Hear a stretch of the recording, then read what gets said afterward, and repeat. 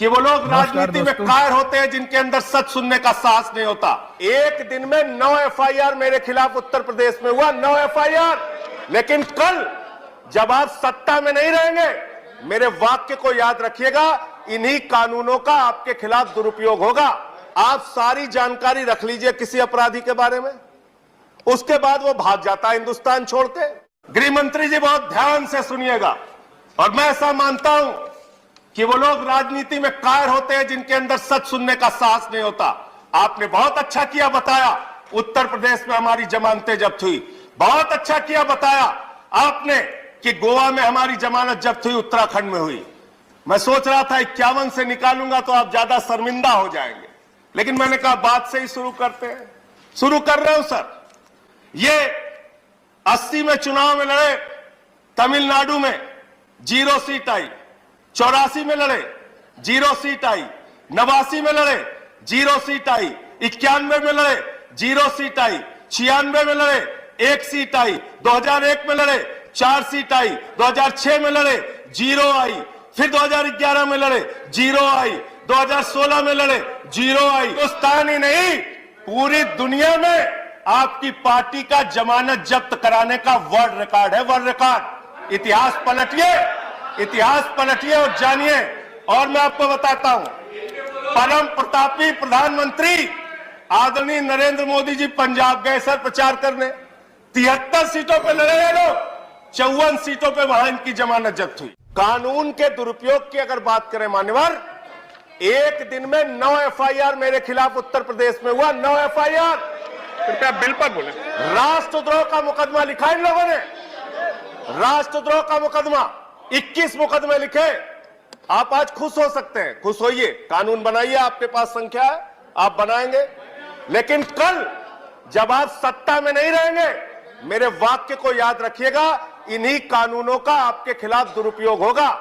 जैसे आपातकाल का रोना आज तक रो रहे हो ना आप, ऐसे ही रोना रोगे जब यही कानून आपके खिलाफ होगा। और मैं एक चीज और कहना चाहता हूं मान्यवर, आप सारी जानकारी रख लीजिए किसी अपराधी के बारे में, उसके बाद वो भाग जाता है हिंदुस्तान छोड़ के। 20,000 करोड़ रुपए नीरव मोदी लेके भाग गया, 10,000 करोड़ रुपए विजय माल्या लेके भाग गया, 6,000 करोड़ रुपए नितिन संदेशरा लेके भाग गया। जिस देश के साथ आपकी प्रत्यार्पण संधि नहीं है, वहां से इन लाखों करोड़ के लुटेरों को बुलाओगे कैसे हिंदुस्तान? कैसे बुलाओगे आप? मैंने एक सुझाव सदन में दिया था, और माननीय गृह मंत्री जी हैं यहां पे, मैं चाहूंगा आप वो संशोधन कीजिए, कानून लाइए इस देश में। जिसके पास 50 करोड़ से ज्यादा का कर्ज हो, उसका पासपोर्ट जब्त करके रख लीजिए, हिंदुस्तान छोड़ के भागने नहीं पाएगा। आप वो करना नहीं चाहते, आपको पकड़ना है विपक्ष के नेताओं को बिल पर। लेकिन एक बात, अच्छा एक बात और कर रहा हूं मानवर, एक बात कह के खत्म कर रहा हूं अपनी बात। जितना समय उतना तो बोलने दीजिए, बोलिए प्लीज। जितना समय उतना तो बोलने दीजिए, बोलिए आप। ये इस बिल से कुछ करेंगे नहीं करेंगे मान्यवर, सबका साथ सबका विकास जरूर करेंगे, सबका विकास करेंगे। और अलग अलग राज्यों में अलग अलग विकास देखने को मिलेगा। गुजरात में किसी टीएमसी वाले नेता पे एफआईआर होगी तो गुजरात में विकास करेंगे। अब बंगाल में टीएमसी वाला नेता इनके खिलाफ मुकदमा लिख देगा तो वहां इनका विकास होगा। पूरे देश में एक दूसरे का विकास करने में लग जाएंगे। और शिवसेना वाले हमारे संजय रावत भाई बैठे हैं, ये अगर विकास करने में लग गए तो बड़ी मुश्किल हो जाएगी। महाराष्ट्र रोज रोज जाना पड़ेगा आप लोगों को, रोज रोज जाना पड़ेगा।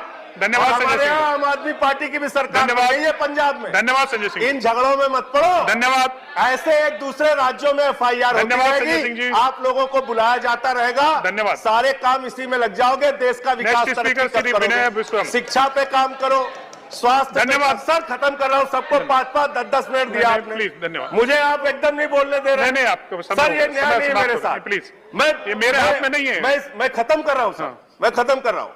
मैं सिर्फ ये कहना चाहता हूं, आप ये झगड़े लड़ाई की राजनीति छोड़ के कुछ ऐसा काम कीजिए जो लगे कि आप न्याय दिलाना चाहते हैं। करोड़ों केसेस पेंडिंग है इस देश में, धन्यवाद। करोड़ों केसेस।